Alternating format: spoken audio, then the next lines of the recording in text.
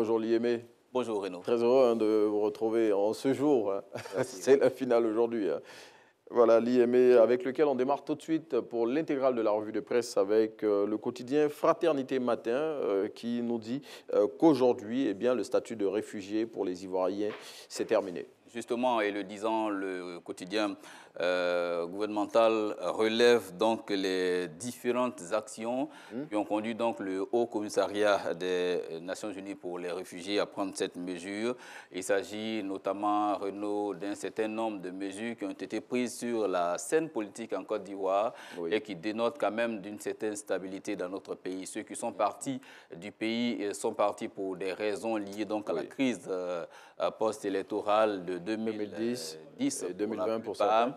Et aujourd'hui, les actions posées par le gouvernement, par les acteurs de la société civile et les politiques dans leur ensemble montrent bien que la paix est de retour en Côte d'Ivoire et que ce qui était hier donc des motifs de crainte pour ces personnes-là n'existe plus. Ils peuvent donc retourner désormais en Côte d'Ivoire. Fin de statut donc de réfugiés pour ces personnes et sur la table, le HCR met des actions telles que le dialogue politique, la libération de certains prisonniers politiques, également des allègements de certaines conditions qui peuvent donc permettre le retour de ces exilés-là en Côte d'Ivoire. En tout cas, c'est fini aujourd'hui. Hein. Comme l'a dit Fraternité Matin, il n'y a plus officiellement de réfugiés politiques ivoiriens en dehors de la Côte d'Ivoire. On parle de cherté de la vie avec vous, Liémé, avec le ministre Souleymane Diarra qui hier était devant les députés pour donner les raisons de la flambée des prix de certains produits. Justement, Renaud, invité de l'Assemblée nationale le mardi 28 juin, le ministre du Commerce, Souleymane Diarra a présenté les actions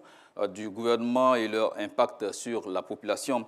Il s'agit entre autres de la subvention partielle des prix des produits pétroliers, notamment le gasoil, pour éviter l'impact sur le coût de la vie, pour un montant de 200 milliards de janvier à mai 2022, la reconduction du plafonnement des prix de l'huile de palme raffinée, du sucre, du lait, du riz, de la tomate concentrée, de la viande de bœuf et des pâtes alimentaires, et le plafonnement du prix du ciment, l'élargissement de la liste des produits à grande consommation et services dont les prix sont également réglementés, qui passent donc de 4 à 21 catégories.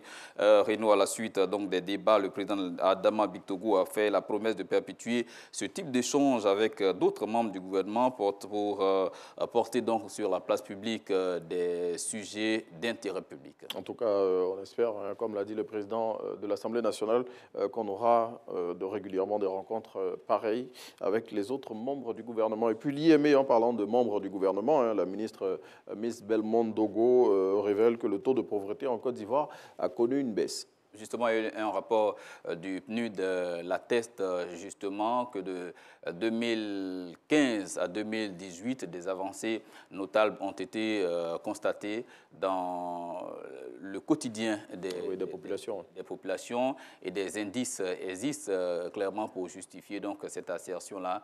Le gouvernement s'en félicite, même si beaucoup d'efforts restent encore à faire pour améliorer le quotidien des Ivoiriens. Et puis, l'IME, on va refermer ce numéro de la revue de presse avec vous, hein, avec la Coupe d'Afrique des Nations 2023 que doit accueillir la Côte d'Ivoire. Et selon voilà, le confrère L'Infodrome, cette Coupe d'Afrique pourrait être reportée. Justement, Renaud, c'est quoi cette histoire? La CAF n'exclut pas cette possibilité. On sait que depuis le début de ce mois de juin et jusqu'au mois de juillet qui démarre déjà demain, Abidjan est sous les eaux pratiquement avec ces pluies diluviennes, alors que deux des stades qui vont abriter la Coupe d'Afrique se trouvent à Abidjan. Dans la ville d'Abidjan.